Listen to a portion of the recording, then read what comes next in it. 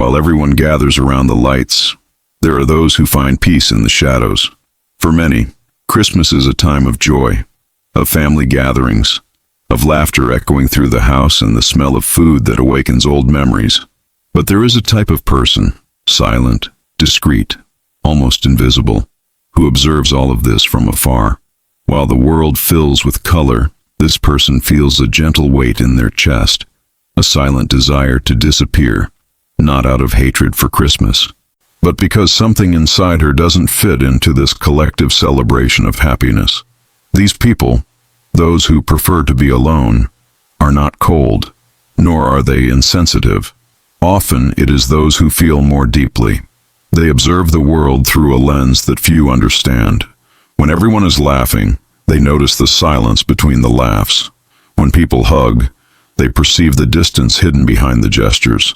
And when the world shouts, "Merry Christmas," they hear a whispered question deep inside. Why don't I feel the same way? Not liking Christmas is not a flaw. It's a symptom, a reflection of something that lives in the shadows of the mind. Something that isn't always sadness, but a kind of emotional fatigue. Christmas, with its colors, sounds, and expectations, becomes a cruel mirror. It shows everything that's missing: the presence of those who are gone, the hugs that never returned, the connections that were broken over time. And for those who are introverted, this is like staring into their own emptiness with spotlights on. Society teaches that Christmas is about sharing, but for some, sharing has become painful. They learned, through experience, that presence can hurt just as much as absence, so they prefer silence.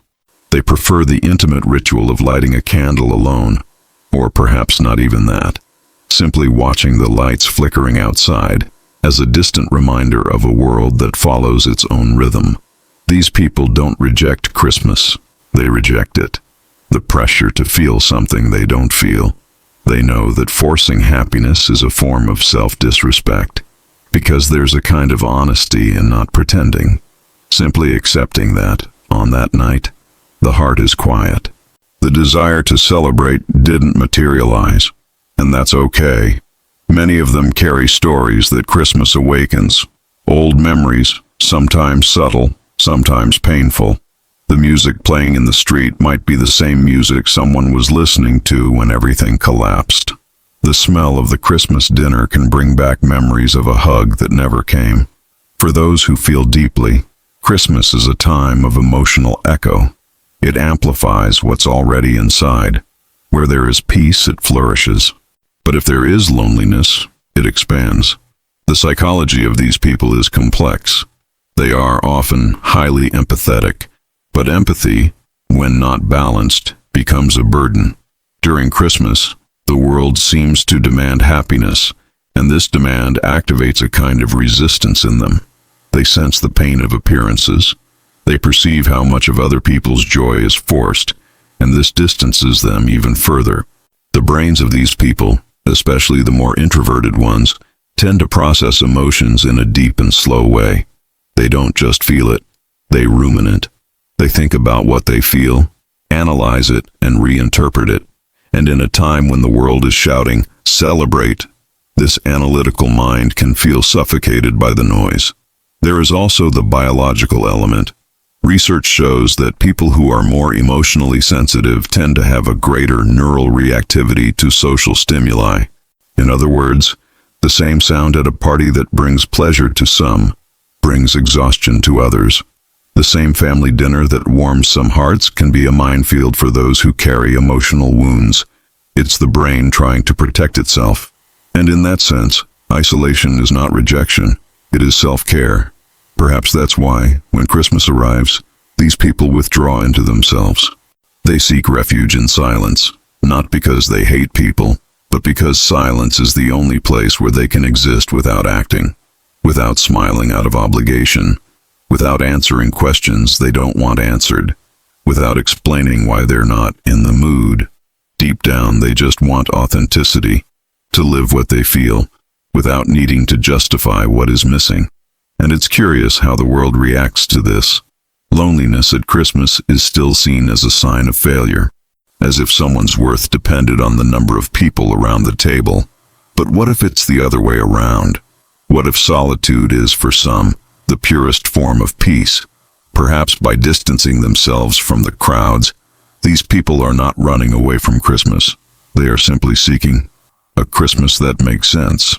A Christmas without noise, without obligations, without performances. An internal Christmas. What's most interesting is that these people rarely feel sorry for themselves. They don't dramatize loneliness. They accept it as a natural part of life. They know that silence is fertile, and it is in this state that the mind reorganizes itself, far from the chaos of expectations. Perhaps what they are really looking for is not the absence of company, but the presence of sincerity, because for them, being surrounded by people who don't understand them is lonelier than being alone, and Christmas, with its theatrical joy, powerfully exposes this. These people possess an understated beauty. They walk against the current of the noise, and while the world celebrates, they simply observe, with a kind of quiet wisdom that needs no embellishment.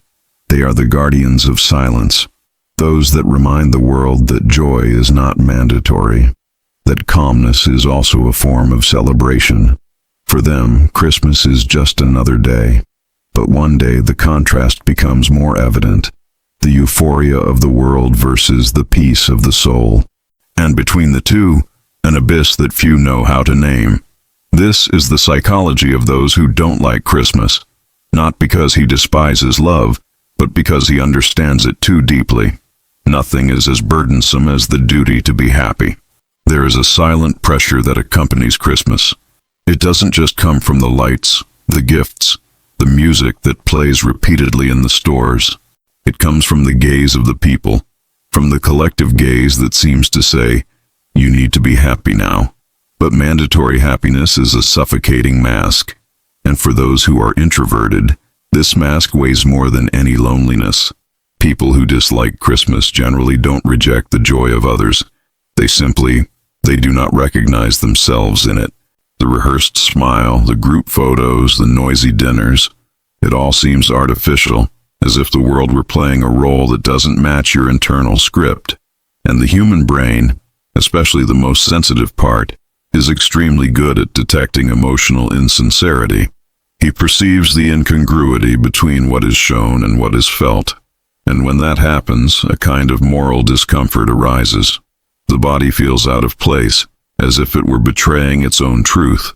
Many of these people grew up in environments where Christmas wasn't exactly a time for togetherness. Perhaps it was the opposite. Perhaps it was the day when family tensions surfaced, when the absence of affection became more evident, when the comparison between lives and choices became unbearable. For a sensitive child, this leaves a deep mark. And in adulthood, the simple smell of Christmas food or the sound of a bell can trigger old emotional memories, what psychology calls affective triggers. The body reacts, even when the mind tries to ignore it. It's as if each Christmas rekindles an echo of something that wasn't resolved. Therefore, there is a common psychological phenomenon during this time: the emotional misalignment. The world is celebrating, but inside, there is silence. This discrepancy creates a type of internal tension that is difficult to bear. The brain, upon perceiving the contrast between the environment and the internal state, attempts to adjust, but fails. And the consequence is emotional exhaustion, mild irritation, and the desire to disappear for a few days. It's not laziness. It is sensory and affective overload. During Christmas, the human brain is bombarded with stimuli: bright colors, continuous sounds, smells, memories, social interactions, expectations. For those who are more sensitive, what we call in psychology, highly sensitive person, this is like being at a party with the emotional volume turned up to the maximum. Everything becomes too much. Too much noise, too much talking, too much emotion, and too much is the natural enemy of inner peace. So, when these people choose to be alone, they are not rejecting the world. They are regulating one's own emotional system. They are protecting the mind from an internal collapse, from an overload that can be devastating. Because, contrary to popular belief, isolation can also be an act of love, a love for oneself. There's one thing that few people understand. Isolation is not the absence of social life. It is the search for an inner space where the mind can breathe. And Christmas, with its lights and expectations, can become claustrophobic for those who need that space. Loneliness then emerges as a psychological refuge, a place where there are no judgments, no intrusive questions, and no comparisons. A place where silence is not emptiness, but treatment. What's most interesting is that, for these people, Christmas amplifies their perception of time. They feel the weight of the years that have passed, of the inevitable changes, of the people who are gone. While the world celebrates the present, they reflect on what was. And this tendency to revisit the past is something that psychology associates with introspective melancholy, a state in which the mind seeks meaning in past experiences, attempting to integrate what has been lost. It's not pure sadness. It's an attempt at reconciliation with one's own past. Melancholy has a beauty of its own. She is gentle, quiet, almost poetic. And many people who don't like Christmas live in this territory, a space where memory and the present meet in constant dialogue. While others toast to the future, they remain silent, listening to the echo of what has already been. And in a way, that's profoundly human, because we all carry a bit of that nameless longing, but some feel it more acutely. The problem is that modern society doesn't know how to deal with silence. She fears the void. So when someone chooses to isolate themselves at Christmas, those around them interpret it as rejection, bitterness, even selfishness. But it's the opposite. These people are simply trying to be honest about how they feel. And this honesty, though lonely, is an act of courage. Because pretending to be happy would be easier, but it would be a lie. There is a famous quote by Carl Jung that describes this experience well. Loneliness doesn't come from a lack of people around us, but from our inability to communicate the things that are important to us. During Christmas, this inability to communicate intensifies. People who don't fit into the Christmas spirit feel disconnected, not because they desire isolation, but because the world doesn't offer space for what they feel. There is no place for silence at a party that demands noise. There is no room for reality in a celebration that thrives on appearances. Isolation then becomes a form of emotional resistance, one way to maintain integrity, to avoid getting lost in the tide of other people's expectations, because there is something profoundly violent about feigning joy, and these people refuse to commit this violence against themselves. Many psychologists describe this phenomenon as emotional authenticity, the ability to accept one's own internal state without trying to mold it to fit social norms.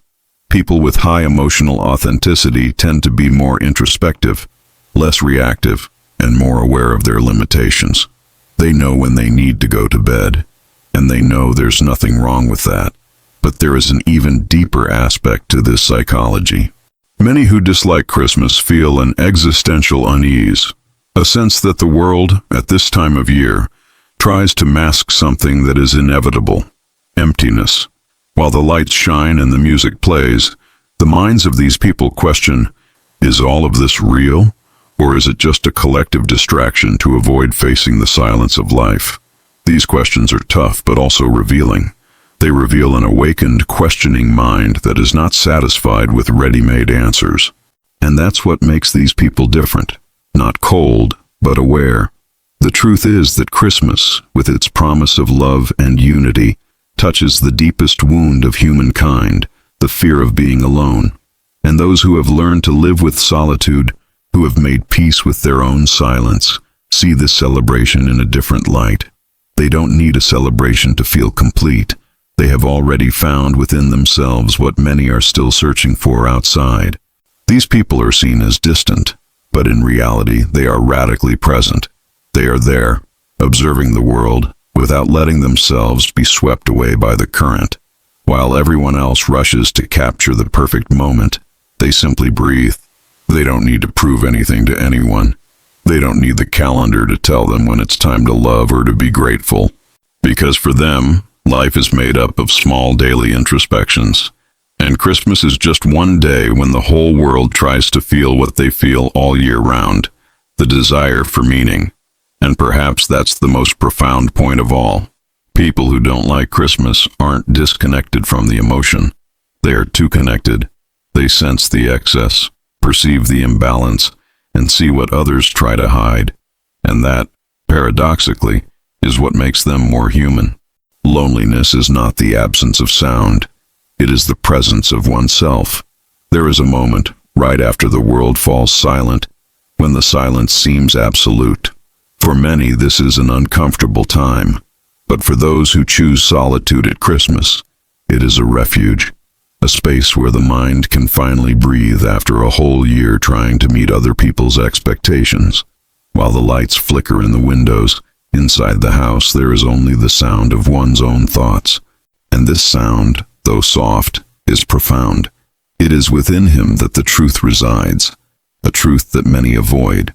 People who isolate themselves during this time do not do so out of contempt. They do it because they feel too much. And when the world collectively feels too much, they need a place where they can feel. Truly, silence is that place. And within it, what happens is something few have the courage to face: the confrontation with one's own self. The mind of someone who isolates themselves at Christmas is, at the same time, a temple and a labyrinth. It is the space where old memories mingle with new reflections, where consciousness expands and time seems to slow down. While the streets are filled with voices and laughter, this person is experiencing a different kind of celebration, the self-knowledge. During these days, many withdraw from public life and revisit the past, not by choice, but because Christmas is a trigger for memories. It activates what psychologists call emotional reminiscence, a natural tendency of the human mind to seek connections between the present and the past when exposed to familiar symbols. The music, the lights, the smells, it's all a portal. And through it, the brain travels through fragments of life that were dormant. Each memory ignites an emotion, and each emotion a reflection. These people think more than they speak, and in the silence, this thought expands. They are not content with the surface. They want to understand why they feel this way, why Christmas bothers them, why the joy of others seems so distant. And the more they seek answers, the more they realize that solitude is not the enemy. It is the teacher. She teaches. She reveals it. Isolation creates a type of emotional clarity that the noise of the world does not allow. When there's no one to please, there's room to be authentic, and that authenticity is transformative. Within the silence, these people discover things that others spend their lives avoiding. They discover the weight of their own expectations, the emptiness behind certain habits, and even the subtle beauty of simply existing without needing to prove anything. There is something almost spiritual about this process. Silence transforms Christmas into an involuntary meditation. Instead of exchanging gifts, these people exchange thoughts with themselves. Instead of embracing others, they embrace memories. And although this may seem sad at first glance, there is a form of peace there, a peace that arises from recognizing one's own inner state. The introspective mind is like a mirror turned inward. It reflects every shadow, every detail, every nuance. And the more the outside world tries to impose its brilliance, the more she perceives the inner shadows.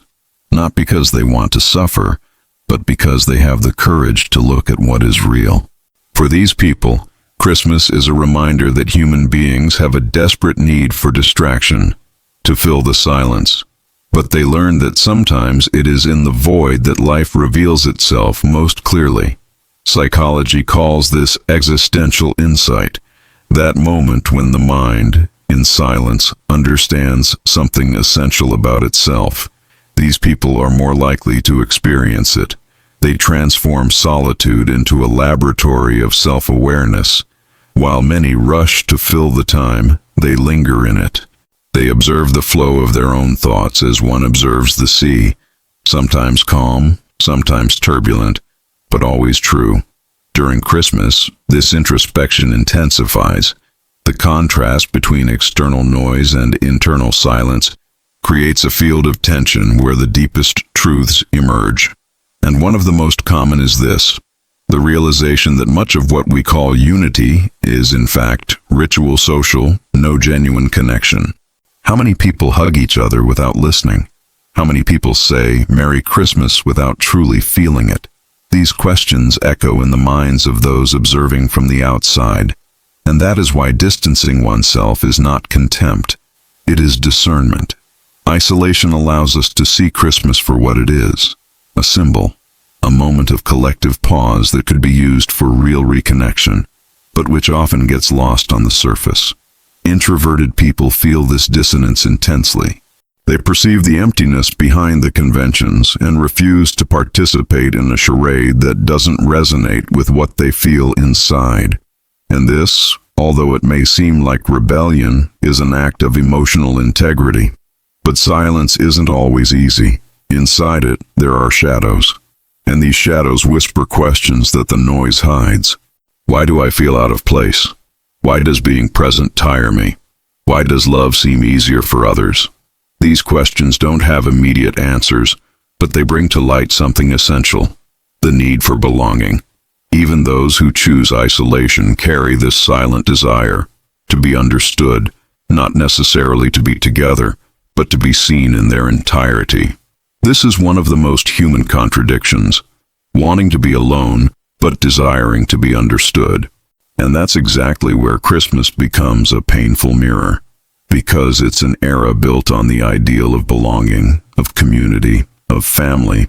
And those who don't fit into this ideal feel invisible, as if their way of existing were a mistake. But it isn't. It's just different. From a psychological point of view, this sensation is called social dissonance, when what a person feels does not align with what the group feels. She notices the discrepancy and naturally withdraws, not out of weakness, but out of self-protection. And this withdrawal movement is often what saves your emotional health. Forcing oneself to participate in environments that do not reflect one's own inner state only increases suffering. The mind perceives the falsehood and rebels against it. That's where the exhaustion, the irritation, the sudden desire to disappear comes from. But there is also beauty in this isolation. It is not empty. It is intentional. It is the space where the being reorganizes itself, where the mind clears the noise and the heart finds its own rhythm. In silence, these people rediscover simple pleasures: the sound of calm music, the smell of coffee, the distant glow of streetlights. Small things that, when observed carefully, reveal more meaning than any collective celebration. These people don't shy away from Christmas. They reinterpret it. They transform the date into a personal ritual of introspection. For some, it's a day to light a candle and reflect on what has been learned. For others, it's a time to write, meditate, or simply exist without noise. Christmas ceases to be an external celebration and becomes an internal event, a conversation between the mind and the heart. And in this state of seclusion, something curious happens. Many discover a different form of gratitude. Not the rehearsed gratitude of social media, but a silent gratitude for still being here, because I can still feel, for having survived yet another cycle. It's a wordless gratitude, discreet, but real. And perhaps this is the most authentic celebration of all. A mind that isolates itself does not seek to escape from life. It seeks to understand it. And while the world rushes to distract itself, she remains, observing, thinking, feeling, transforming solitude into wisdom. Deep down, these people don't hate Christmas. They simply see him with different eyes. Eyes that perceive beauty and melancholy coexisting.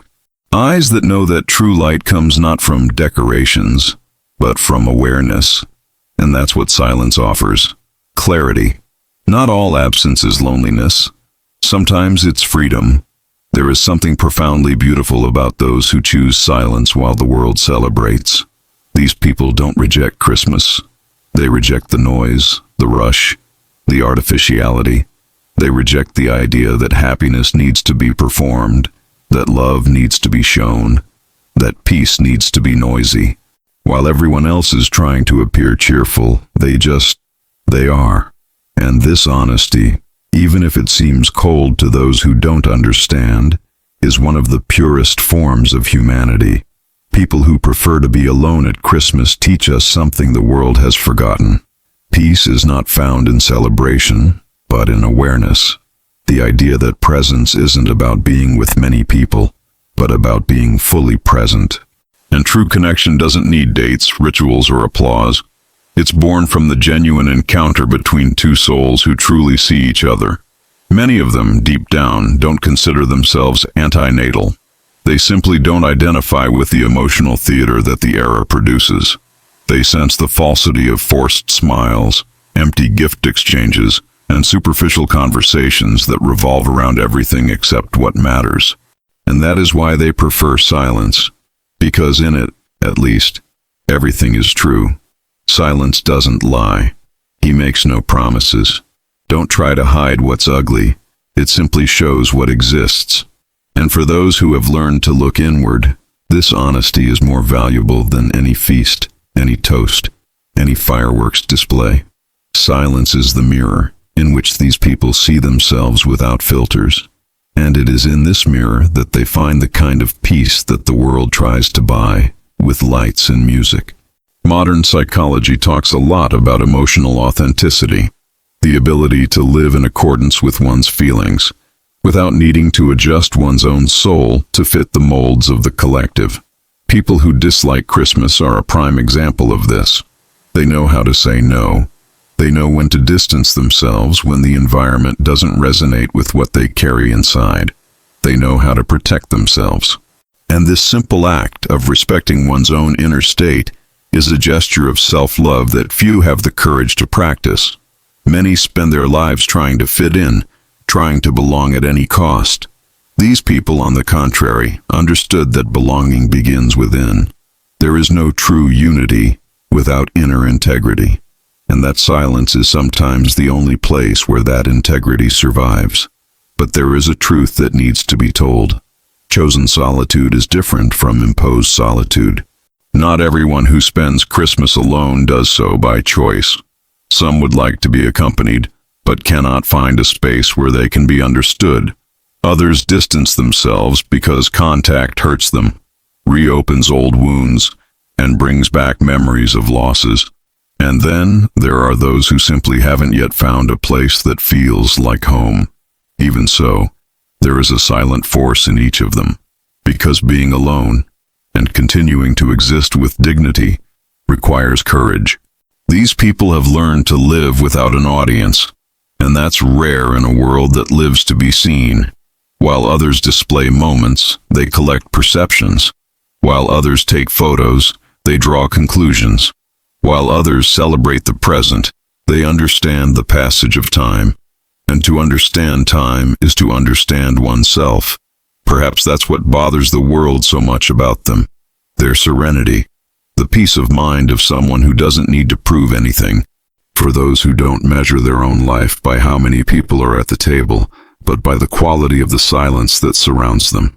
There is something profoundly revolutionary about this, refusing to participate in a culture that measures value by visibility. For many of them, Christmas is just a symbolic marker, the closing of another cycle, and they experience it as such, reflecting, writing, reorganizing thoughts. It is the moment when they look at the past honestly and at the future calmly. They don't make lists of goals. They don't draw up grand plans. They simply observe what has been, give thanks for what remains, and let go of what needs to go. And this silent gesture is, in essence, the spirit that Christmas should have. Christmas, in its origin, was not about consumption, nor about lights, nor about performance. It was about rebirth, regarding the possibility of starting over, of igniting a new light within oneself. And perhaps it is precisely these people, those who withdraw, those who choose silence, who truly understand this. Because rebirth doesn't happen amidst the celebration. It happens in the dark, in silence, there where nobody can see, where the soul finds what is essential. And it's curious. Often those who seem furthest from the Christmas spirit are the ones who experience it most authentically.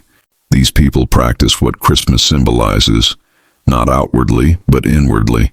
They forgive in silence, let go of resentment, acknowledge what they were and what they are no longer. And they do this without needing to advertise, without needing to register, without expecting anything in return.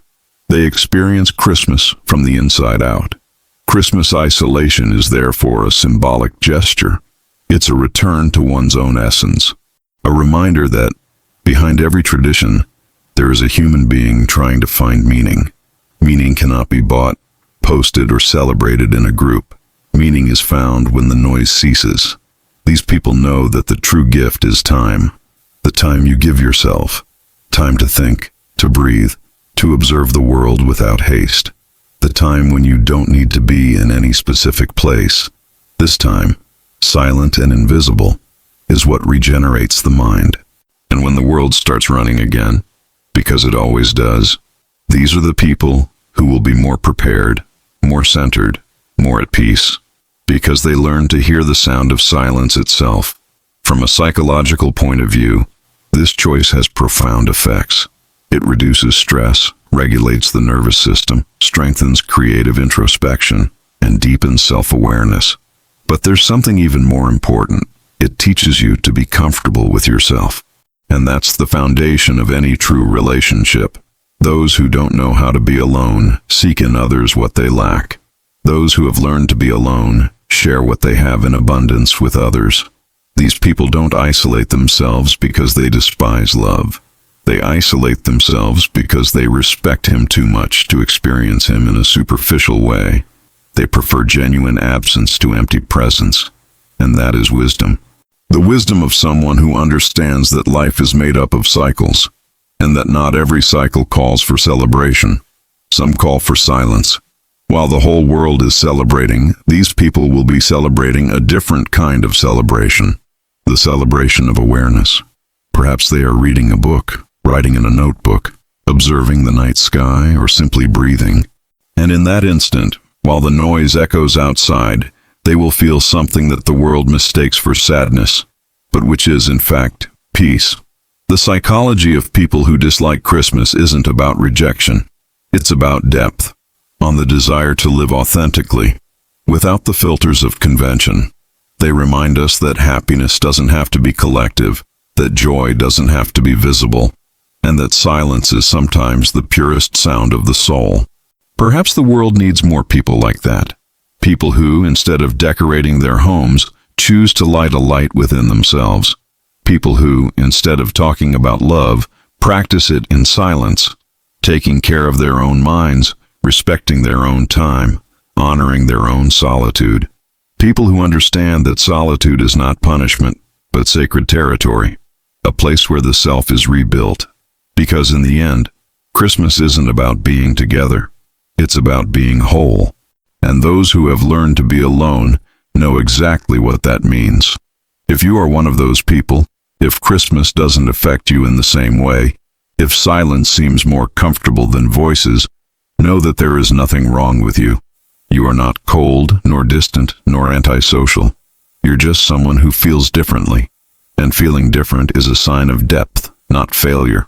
Perhaps your Christmas will be quiet. But perhaps, in that silence, there is more truth than in 1,000 songs.